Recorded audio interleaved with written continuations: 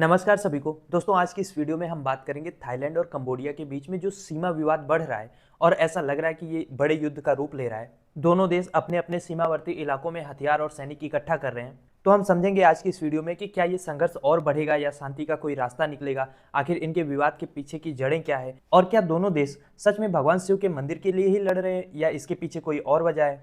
इसके अलावा दोनों देश एक दूसरे से कितने ताकतवर हैं, ये सब कुछ आज की इस वीडियो में हम डिस्कस करेंगे। तो सबसे पहले समझते हैं कि हुआ क्या है। देखो, थाईलैंड और कंबोडिया के बीच में जो एक सीमा विवाद काफी लंबे समय से था, अब वहां पे टेंशन कुछ ज्यादा बढ़ गई है। गोली बारूद और लड़ाकू विमान तक बॉर्डर पे पहुंच चुके हैं और बॉर्डर के इलाके में जो लोग रह रहे थे वो अपना घर छोड़ के दूसरी जगह पे शिफ्ट हो रहे हैं। तो आप ये कह सकते हो कि साउथ ईस्ट एशिया में एक नया फ्रंट खुल रहा है जो एक बड़े युद्ध की ओर बढ़ रहा है। देखिए, जब आप भारत से नीचे जाओगे साउथ में, तो वहां पे आपको पहले थाईलैंड मिलेगा और उससे सटा हुआ है कंबोडिया। दोनों एक लंबी बॉर्डर शेयर करते हैं और दोनों ही देश जनरली टूरिज्म के लिए फेमस है, खासकर थाईलैंड जहां का शहर है बैंकॉक, आपने उसका नाम सुना होगा। इसके अलावा अगर हम कंबोडिया की बात करें तो वहां पे अंगोर वाट का जो हिंदू टेम्पल है वो काफी फेमस है। पर दोनों देश इस समय न्यूज में है सीमा विवाद को लेके, और ये विवाद अब इतना बढ़ चुका है कि हाल ही में थाईलैंड ने कंबोडिया के ऊपर अपने F-16 फाइटर जेट विमान से हमला किया है। कंबोडिया ने भी जवाबी कार्रवाई करते हुए जो भी उनके पास था, गोला बारूद, ड्रोन, रॉकेट, सब थाईलैंड पे यूज करना शुरू कर दिया है। और इस हिंसक टकराव में अब तक करीब 10 लोगों की जान जा चुकी है। अब क्योंकि आप कंबोडिया को देखो तो वो थाईलैंड की अपेक्षा रिलेटिवली काफी छोटा देश है, तो उसने UN सिक्योरिटी काउंसिल की मीटिंग बुलाने की भी मांग रखी है ताकि मामले को जल्द से जल्द निपटाया जा सके। दोनों देशों के बीच में जो ये विवाद चल रहा है ना, ये मुख्य रूप से दो प्राचीन शिव मंदिर, क्रीफ विहार मंदिर और प्रसाद मोइन थाम मंदिर के इलाके को लेकर है।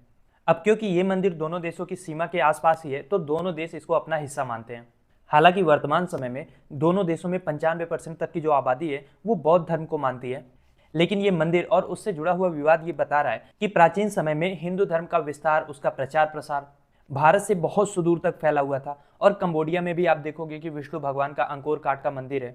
तो इस झगड़े की असली वजह जो है वो सीमा विवाद के साथ साथ इस मंदिर पर क्लेम का भी है। दरअसल 13वीं सदी तक दोनों देश एक ही साम्राज्य, खमेर साम्राज्य का हिस्सा थे।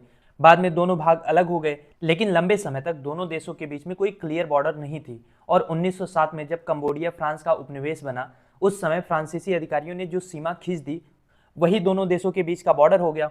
और उसमें ये जो मंदिर थे ये पूरी तरीके से कंबोडिया की तरफ दिखाए गए।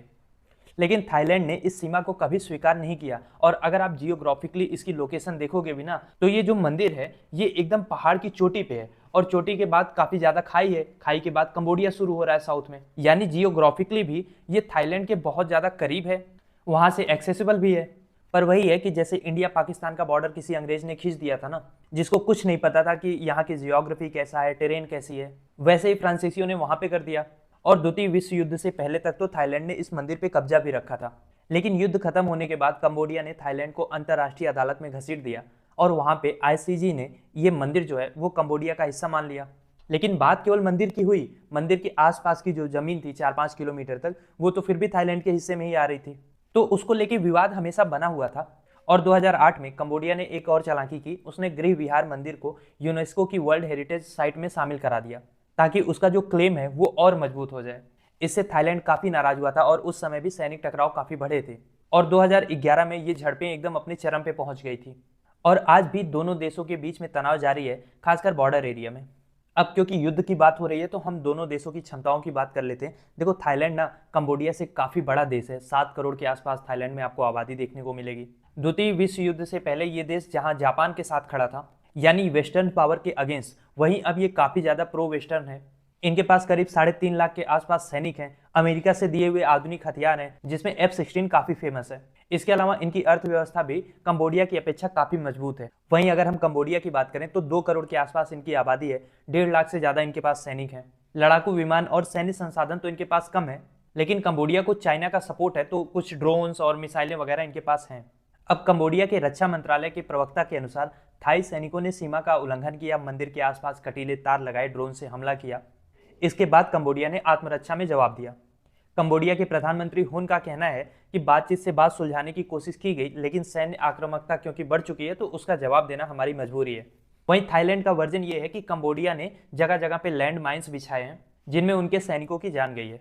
और इस संघर्ष की शुरुआत भी 28 मई से मानी जा रही है, जब बॉर्डर के इलाके में लैंड माइन फटने से एक थाई सैनिक की मौत हो गई। और इसके बाद दोनों देश एक दूसरे पर हमलावर हो गए।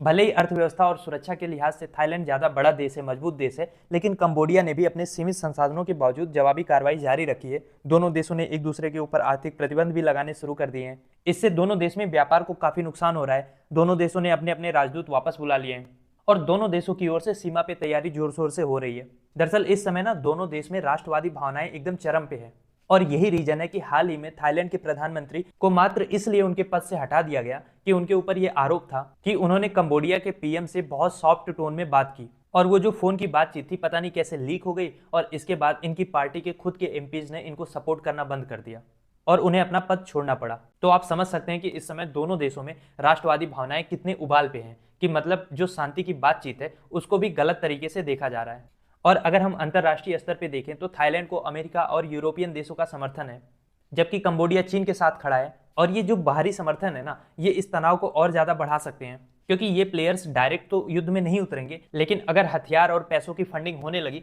तो कोई डाउट नहीं है कि युद्ध बहुत ज्यादा बढ़ भी सकता है। और फिलहाल के लिए तो संघर्ष तेज होता ही दिख रहा है, मगर यहाँ पे सबसे इंपॉर्टेंट सवाल ये है कि क्या इस सीमा विवाद को बातचीत से सुलझाया जा सकेगा या फिर ये जो क्षेत्रीय शक्ति संघर्ष है ये एक बड़े युद्ध की ओर ले जाएगा। वैसे मेरा सवाल आपसे ये है कि आपको क्या लग रहा है, इतनी धार्मिक और सांस्कृतिक समानताएं हैं इन दोनों देशों के बीच में, क्या उसके बावजूद जो ये राष्ट्रवादी भावना है और जो पॉलिटिक्स है वो शांति समझौता नहीं होने देगी? लिखिए अपनी राय कमेंट बॉक्स में।